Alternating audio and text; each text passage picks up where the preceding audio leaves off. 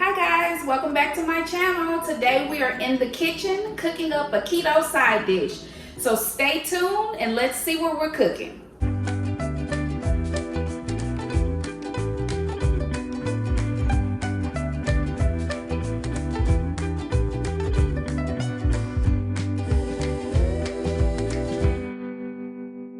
Okay guys, so for those of you all who may know me, and for those of you who may not, I had a diet regimen going in 2019 where I lost over 26 pounds, and I started off by working out first. So I had a working out plan where I was semi-eating right and working out every single day at my job, and then I would come home and work out as well.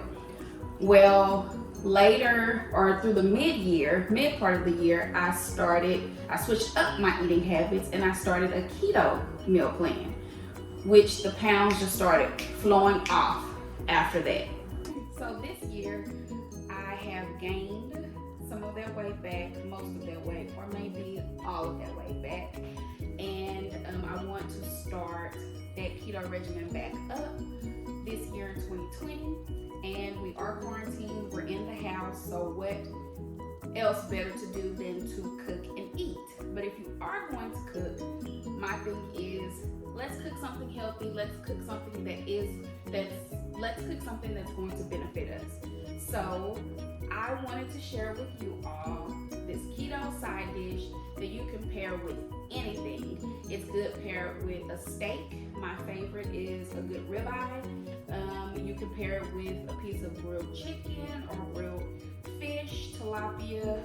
Sometimes I like grilled catfish as well. So whatever your main dish of choice for a keto meal, this side dish is perfect for. It's also a great substitute for my favorite side dish that's not so keto, and that's a loaded baked potato. So today we are cooking loaded broccoli.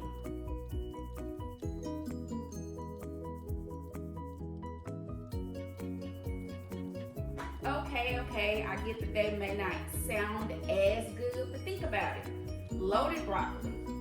Most people add broccoli to their potatoes. I know I do. The broccoli and cheese soup, which is really, really good.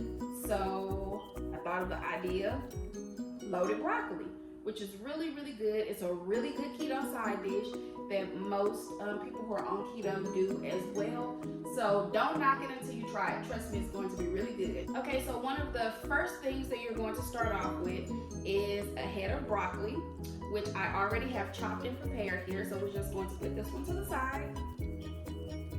And then what we're going to do with that loaded broccoli, as you can see on the stove here, I already have prepared some water. It's a skillet or a pot filled with water. And then what we're going to do is add that broccoli to the water.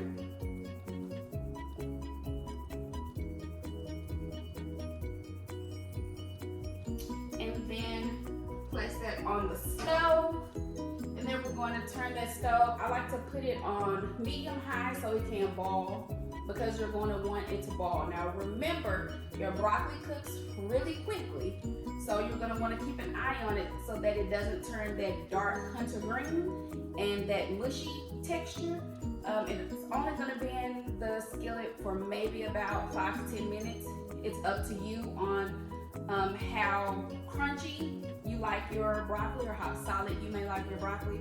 I do like for it to be pretty solid, but not a hard crunch, but tender and solid with a bright, vibrant green look to it. So we're going to turn the stove on here. Okay, and then we're going to place a top on it. Now while our broccoli is to the side boiling, we are going to fix the ingredients. Now this meal only takes about 10 minutes to prepare, if that. Your main thing is you're waiting on the broccoli, and while the broccoli is doing its job on the stove, then we're going to get our toppings ready for the broccoli. So you're going to want to start out with a clean and sanitized island, or if you're using a cutting board, whichever you're using, you're going to want to make sure that it is clean and sanitized, as we have here.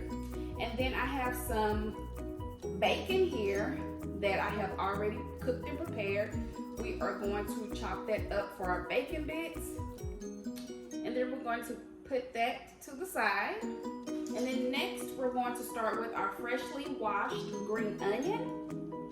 And we're going to chop those up.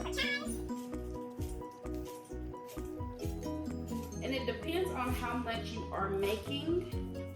If it's just for you or if it's for someone else too. That determines how much you're going to cut up. So that's about as much as we need. And then the last thing, for keto, you're going to want to make sure that your cheese that you're using for a topping is a block cheese or a cheese that you have to shred. I like cheddar cheese, and I believe this is sharp cheddar cheese. It's crown sharp cheddar cheese. So the reason why you don't want to get the already shredded cheese is because if you are doing this for a keto meal, then the cheese that's already shredded, the reason why it doesn't clump together is because they have cured it in flour. So it already has flour on it to keep it from clumping together. That's why when you grate real cheese or when you grate block cheese, it kind of clumps up after you have shredded it or grated it because it's natural without the flour. So you don't want that because keto, you cannot do the flour or the carbs. So this is a completely carb-free meal outside of the small amount of carbs that are in the broccoli. Okay, look at that cheese. So that is it for our toppings outside of the sour cream that we're going to be using. So let's check on our broccoli to see if it's ready. Okay, so now we have our broccoli. It's drained and it's a vibrant green color. It's not that dark green color that I can't stand. So now for the fun part. Now we're going to top our broccoli. And we're going to throw all of that yummy cheese on top. And if you prefer more cheese, then by all means, grate more and throw it on there. And now for our bacon bits. So we're just going to throw those crumbles on top. And then last, our chives.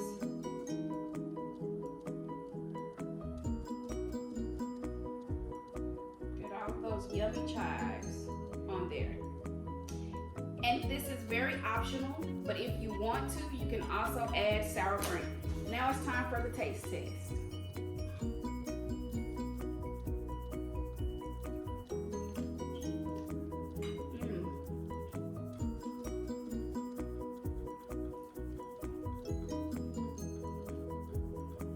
This is really good.